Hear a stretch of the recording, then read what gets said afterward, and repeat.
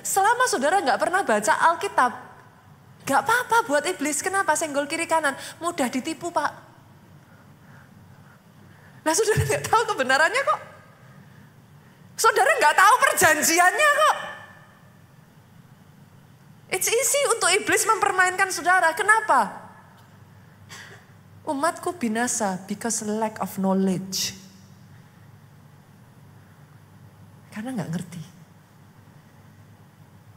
Iblis bisa main-mainin saudara sesuka hatinya dia.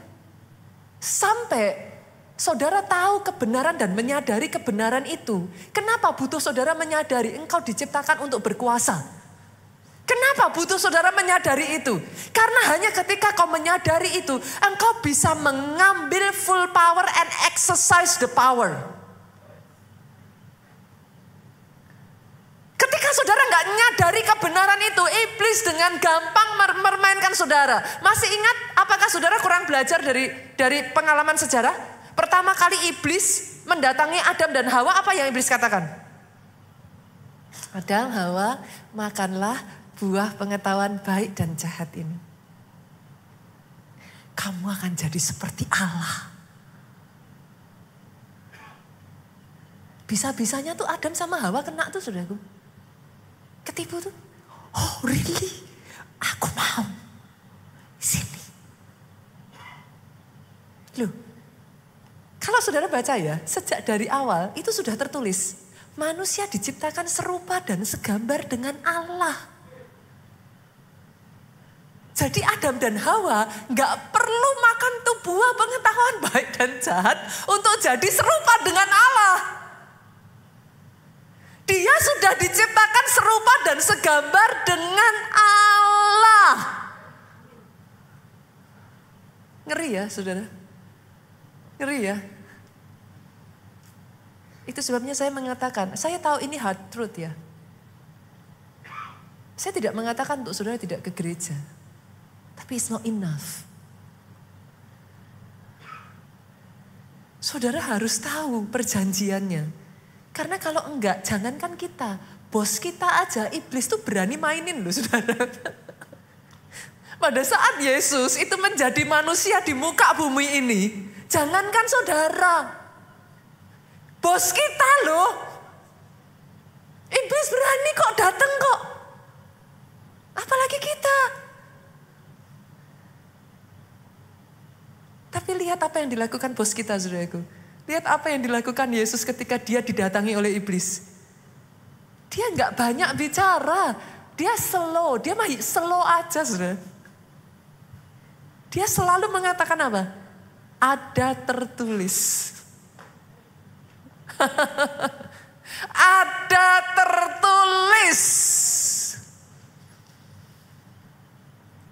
Saudara cukup menyadarkan iblis posisinya dia dan posisi saudara. That's it. Itu sebabnya saya mengatakan kepada saudara, kalau saudara menyadari sejak dari awal engkau diciptakan untuk berkuasa. Tidak boleh engkau dikuasai daging. Tidak boleh engkau dikuasai masalah. Itu illegal.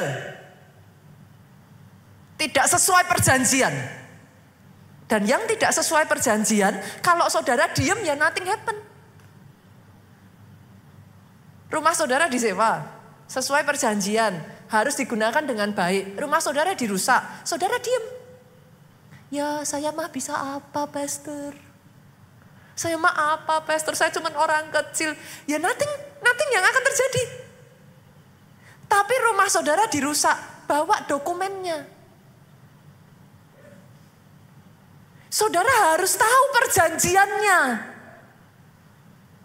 Bawa dokumennya, tuntut hak saudara. Tunduklah kepada Allah, lawanlah iblis, maka dia akan lari daripadamu. Saya sungguh berdoa ya saudaraku ya. Pemahaman ini mengubahkan pola pikir saudara. Saudara tidak lagi tertunduk. Kalau mau tepuk tangan yang paling meriah saudara. Seharusnya firman Tuhan itu seperti ini saudara.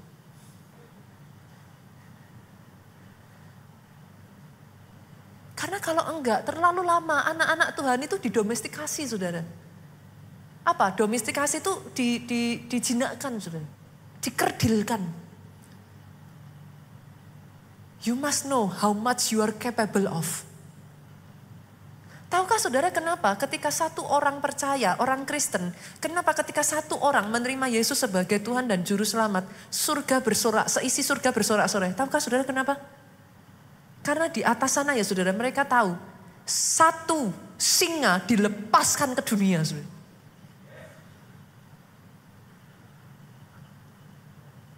Nanti saya akan bukakan kepada saudara.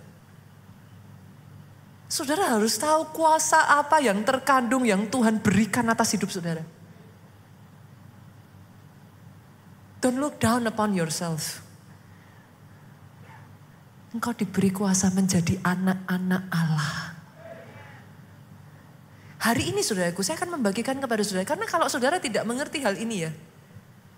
Pernah dengar cerita anak Raja Wali yang dibesarkan di tengah anak ayam? Pernah ya? Pernah ya? Saudara harus tahu yang namanya Raja Wali. Dia itu kalau sama badai, angin badai. Dia tuh dancing in the wind. Badai itu buat dia alat untuk dia justru bisa terbang lebih tinggi. Jadi Raja Wali itu gak takut dengan badai. Beda dengan anak ayam. Coba lihat anak ayam kalau ada badai. Apa yang dilakukan anak ayam? Lari, takut saudara. Jangan pernah menghindari masalah. Percuma. Masalah dengan kita itu seperti rel kereta dengan kereta api. Saudara mau lari kemana? Selama orang hidup,